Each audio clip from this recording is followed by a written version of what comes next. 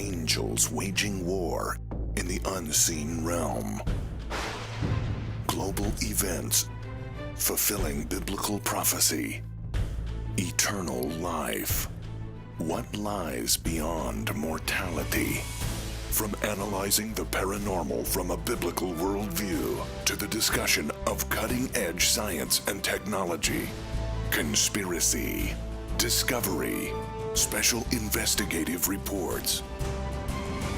Unafraid to explore the challenging issues facing humanity. Welcome to another edition of Skywatch TV.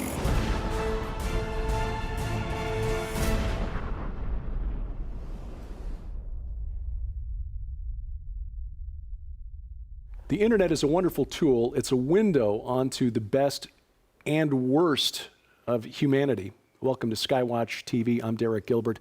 That means, of course, that most of us and our children and our grandchildren have an open window onto some of the very worst of humanity 24 hours a day, 7 days a week. Our guest has been combating this and the way that some of the dregs of humanity have been preying upon our children and grandchildren. She is the president and CEO of MillionKids.org, the director of development for Rafa House International, and the outreach coordinator for the Riverside County, California's Anti-Human Trafficking Task Force. She's also the author of an important book, Seduced: The Grooming of America's Teenagers. We welcome Opal Singleton to the program. Thank you. Opal. And I'm remiss in mentioning that in studio also is my best friend and wife, Sharon K. Gilbert. So forgive me for that. No, that's okay. Dive right into the topic. I want to jump right in because I sat here and watched you guys do a couple of updates that have already aired. So if you didn't get a chance to watch those, make sure you do. They are web-only exclusives, but trust me, the content of these shows is going to be so compelling. I was sitting over there crying, thinking about the kids that you're talking about. They are so incredibly vulnerable, but they don't think they are. They think they're superhuman.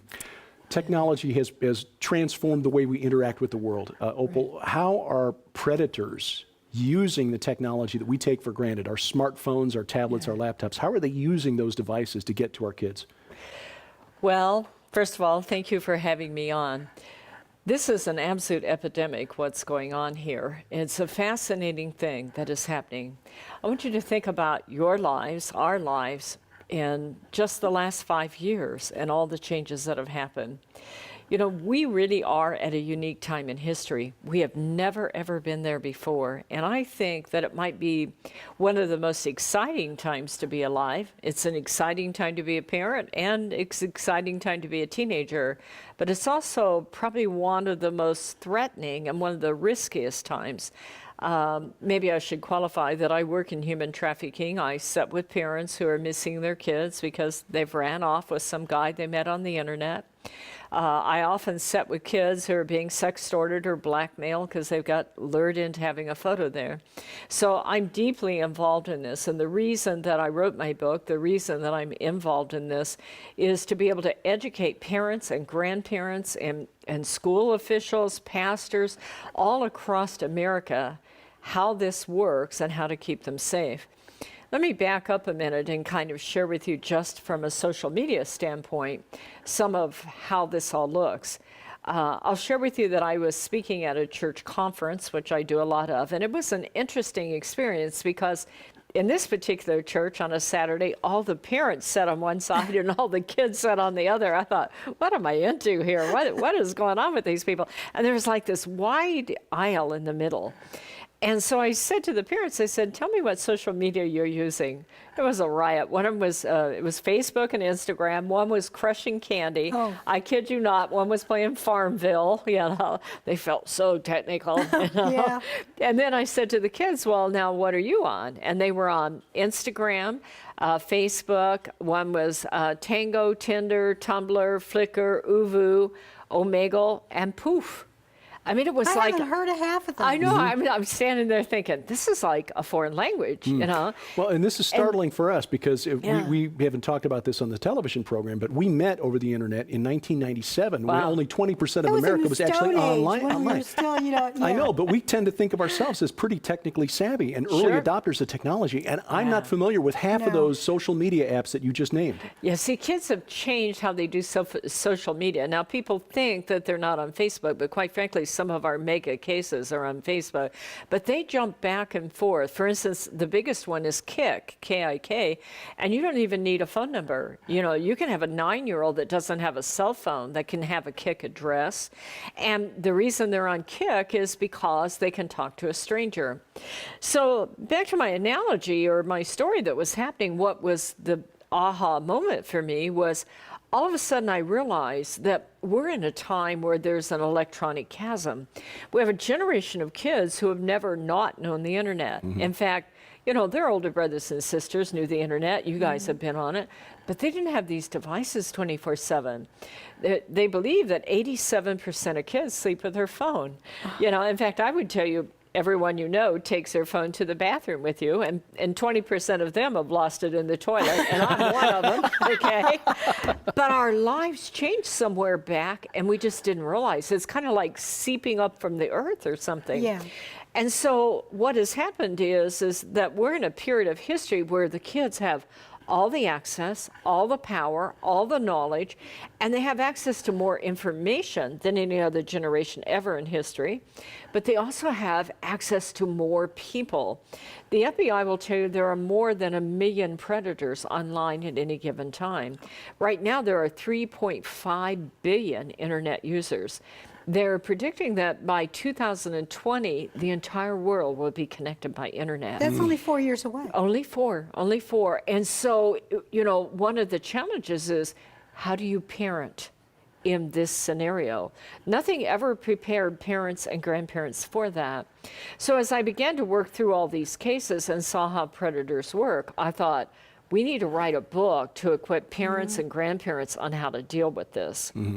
So it's kind of a fascinating thing because grooming is how predators reach our kids. In fact, my book is called Seduce the Grooming of America's Teenagers.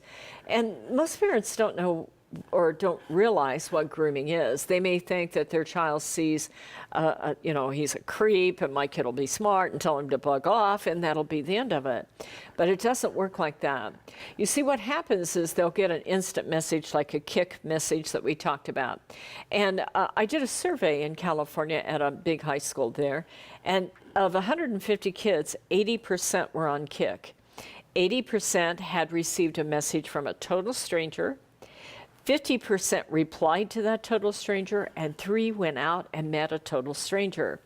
The reason why these kids are on Kik is they like to get a message from a stranger. So this guy will send something, and it's just like something cute and funny, and she's kind of being coy, you know, they're 13, they're 14, they're hormonal, you know, they're looking to meet up. So she says something coy back, and so then they text and they tweet, and they might share an Instagram or share a YouTube, and maybe they meet on Facebook or maybe over on Pinterest, and pretty soon it's, hey, let's play Xbox. And so night after night they race home and they're talking to their new friend. And mom and dad are saying, hey, be careful now, don't talk to strangers on that. It's not a stranger. Exactly. I know this person. They're really nice. Yeah. Oh. I know. And I think for many of us who were raised in the era where, you know, Officer Friendly would come to our first grade class and tell us to stay away from stranger danger, Right. the idea of developing a relationship with someone over the internet is a little foreign. I mean, most people don't meet their spouse and stay happily, especially not stay happily married for 18 years over the internet. But the idea that our children are, we tend as parents to think that our children think like us and that they're going to have that radar out there that will alert them to things that don't feel right. Yeah. What aspects of our teens and preteens personalities are these predators exploiting? Well, quite frankly, they have a profile that they're looking at. These predators know exactly what they're doing. they're looking for somebody maybe with that's exploratory. They're really looking for somebody who's sexually active, you know, if you kind of put something out there, because you're easier to kind of lure in. It depends on whether they're looking to hook up to exploit you or to groom you to put you into prostitution. And believe it or not, that is the bulk of the ways that human trafficking is happening. In Southern California, you know, most of our kids never ever thought of themselves as ending up in prostitution, but they get lured in, and then it all changes very quickly for them.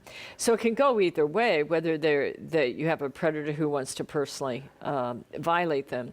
But they're basically looking for kids who are naive, kids who will reach out to them, kids that'll start to give them information, kids that'll hook up, and the first thing they'll do is start to exchange pictures.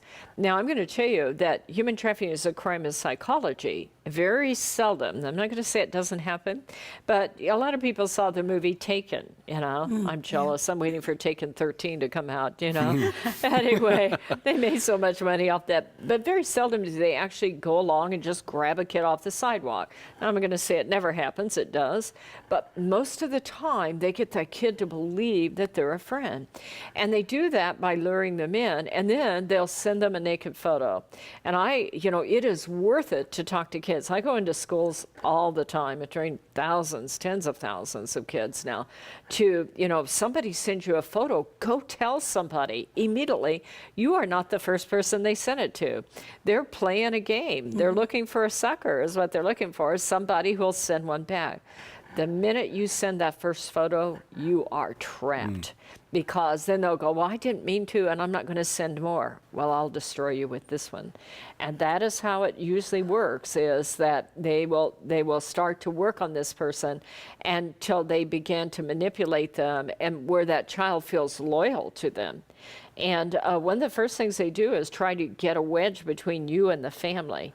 And that's called the grooming process. And you know, if you're sensing that as a parent, one of the things that I advise you to do is, if you're seeing that your child is, you know, starting to sneak out, you know, starting to hide their phone from you. By the way, there's an app out there called the Calculator app.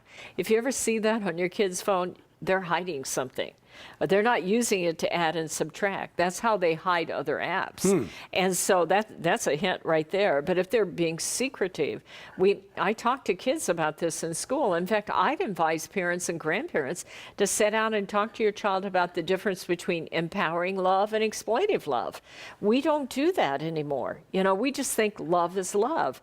Well, the way a predator grooms is based on love.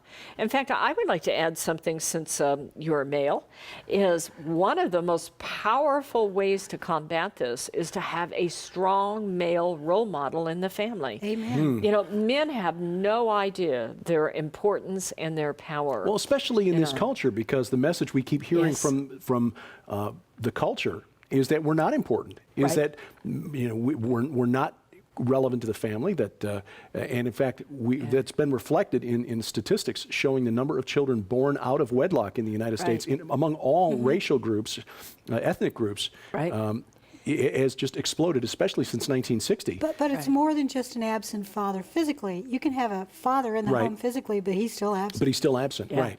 And again, the culture tells men that essentially we are extraneous, we're not there. And so we've got a generation of young men who are growing up to believe that their main role in the family is to work and then sit at home and play on the Xbox. In working with kids, I can tell the ones that have fathers and which ones don't. And the bulk of our cases where a kid is actually groomed into prostitution, there is no father. Now, I think a lot of times fathers don't realize or understand what to do. You know, you have this sweet little innocent thing, and all of a sudden she's 12 or 13, and her hair's turned pink, and her skirt's this long, and she's swearing like a sailor, and dad kind of turns to Jello and says, go see your mom, you know, and mom's over here going, you go see your dad, and the two of you are looking at the little thing going, how did this thing happen, you know, and that is really, really important to stop as parents and take inventory. Because I often think of the analogy, and actually it's not an analogy, it's a true story, but it sets an analogy of Jesus and the woman at the well. You know, men, when they see that situation, they just kind of want to look at the child and go, what in the heck are you thinking? What are you doing? And they just don't realize how judgmental that is. Because what that predator is out there going is, you know, I'm sorry that you don't have a dad in your life. He doesn't know what he's missing. I'll take care of you. And as you get into this, you become in a tug of war. The most powerful thing that a man can do is to be able to learn 4 words and learn them early so that when you get in those tight moments, you're prepared and equipped. But the same 4 words every one of us want to hear. I believe in you. Oh, yeah. I mean, you know, that is what you want to hear. That's what I want to hear. That's what a foster kid wants to hear. You know, 60% of kids in prostitution come from foster care. That's because they have a hole in their heart as big as the sky. They don't have that anchor relationship. You talk about a mission for a church. And for parents, I believe that this generation provides the greatest mission field ever out there. And that is to start in the home and believe in your child. Start with the idea of grace and salvation in that child, in the home. Be able to look at them and say, you know what? I don't know what's gone on here. I hope it's not a naked photo, but if it is, God is going to forgive you, and I am going to forgive you, and we will get through this together.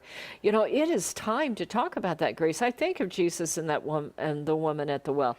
It was the grace, the acceptance. And if there's ever a generation that needs grace, it's this generation of kids and this generation of parents.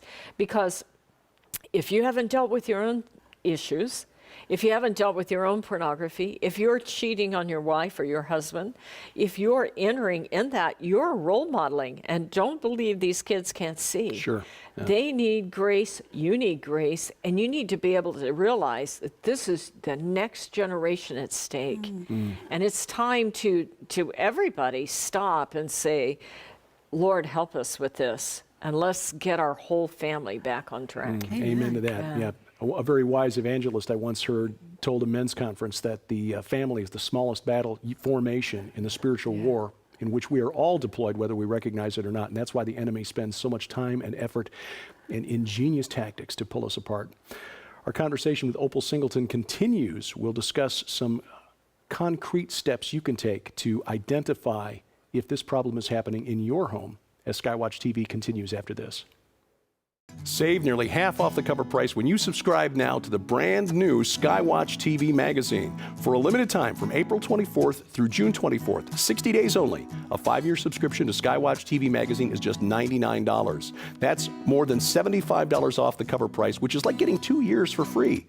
Exclusive content, articles on prophecy, discovery, and the supernatural from Tom Horn, Chris Putnam, Josh Peck, science updates from Sharon K. Gilbert, geopolitics from yours truly, and guest writers like Pulitzer Prize-nominated journalist Troy Anderson, renowned Bible scholar Dr. Michael Heiser, Pentagon advisor Lieutenant Colonel Bob McGinnis, and more. But there is more. As an early subscriber, you'll be the first to get this new book from Defender Publishing. I predict what 12 global experts believe you'll see by 2025. This is a $20 value and includes best-selling authors like Joel Richardson, Mark Biltz, Carl Gallups, Tom Horn, Paul McGuire, and more. Find out what they think about the coming war between ISIS and the Vatican, the future of the Temple Mount and the Ark of the Covenant, a worldwide manifestation of angels, and the coming age of human hybrids. And we'll also add this DVD, The Best of Skywatch TV 2015, a $25 value, including our most compelling interviews from last year, including Chuck Missler, Steve Quayle, the discussion of the Georgia Guidestones with Chris Pinto, and more. All of this together worth more than $200, yours now for just $99, but only through June 24th. Subscribe now, Skywatch TV Magazine. Just call the number on your screen or log on to skywatchtvstore.com. Welcome back to Skywatch TV. I'm Derek Gilbert in studio with Sharon Gilbert and our guest, Opal Singleton of MillionKids.org. She's the author of the book Seduced, The Grooming of America's Teenagers. Take a moment, log on to skywatchtv.com. We've got a number of programs that are available as web exclusives, including a couple of interviews with Opal, both in our daily news updates and as our forthcoming Skywatch Women's program. Again, you'll find links to those at our website, skywatchtv.com. Opal, this is really disturbing because it is so invasive. I don't think there's a home in America where the internet is not available, and if the internet isn't there, then it's available through a high-speed phone connection. Right. How do we recognize, first of all, the tools that the predators will use on the phones or tablets of our children? And then how do we recognize if our kids or grandkids may have been pulled into something that they don't want to tell us about? That's a good question. Well, first of all, their behavior will change. First of all, they become secretive. I want you to know that there's nothing wrong with a parent checking a phone.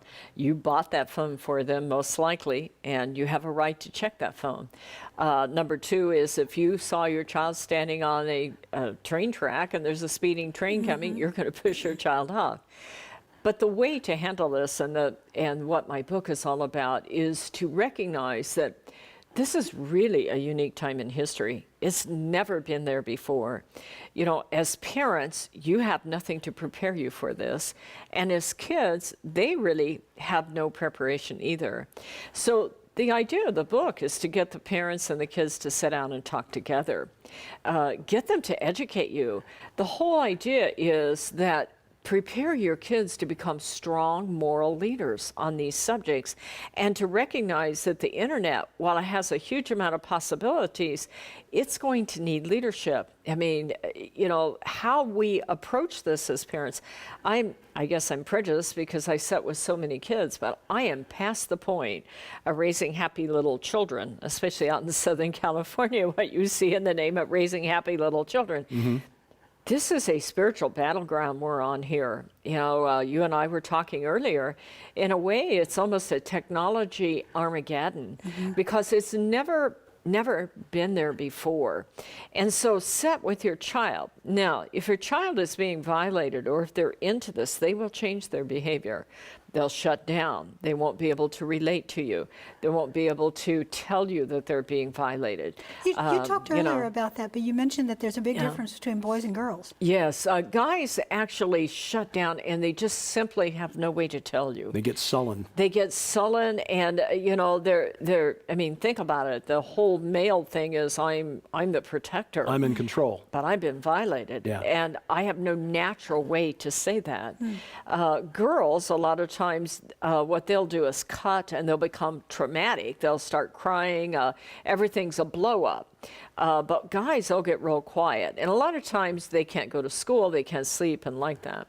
So their behavior will change. And the other thing that you'll see is they'll be very secretive.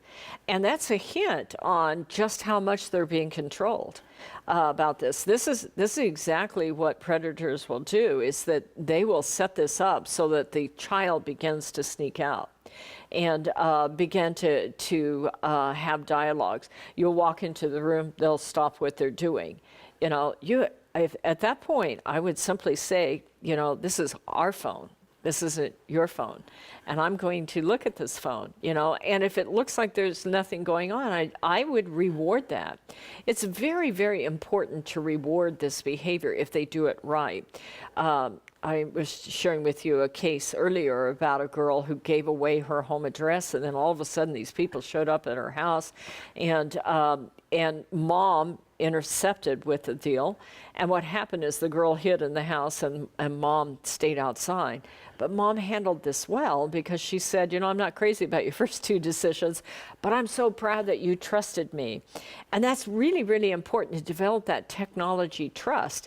I did a survey at a church a while back, and it was interesting. I said, does your mom and dad check your phone? Yeah. Are you okay with that? Yeah. Every one of them? Yeah. Why? Well, because, you know, I want them to trust me. Except one kid said, because I trust my mom and dad. And I just thought that was so powerful, that you need to be able to sit down and go, you know, this is all new territory. It's new territory for you and new territory for me. And I don't want to be an ogre. You know, I don't want to be no. But you know what? No predator's taking my most important thing in my whole life. Let me tell you, that's something else you can do, is let that child know how important they are to you. We get really busy, and then when they're 12, 13, 14, and they're going and starting their independence, it's a natural process, but it becomes a real tug of war all the time.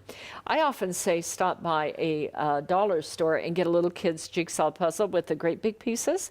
And I don't care if your kid's 20 years old and 6 feet tall, sit down with them and take the middle piece out of that puzzle and say, see this hole? This is my life without you in it. You have no idea how important you are to your mother and I, and how valuable you are. And there will be people who will come along and want to separate you and me. But I want you to know, I hope nothing ever happens to you, but I'm going to tell you right now, if it ever did, I would turn heaven and to find you, okay? You are the most important thing in our life.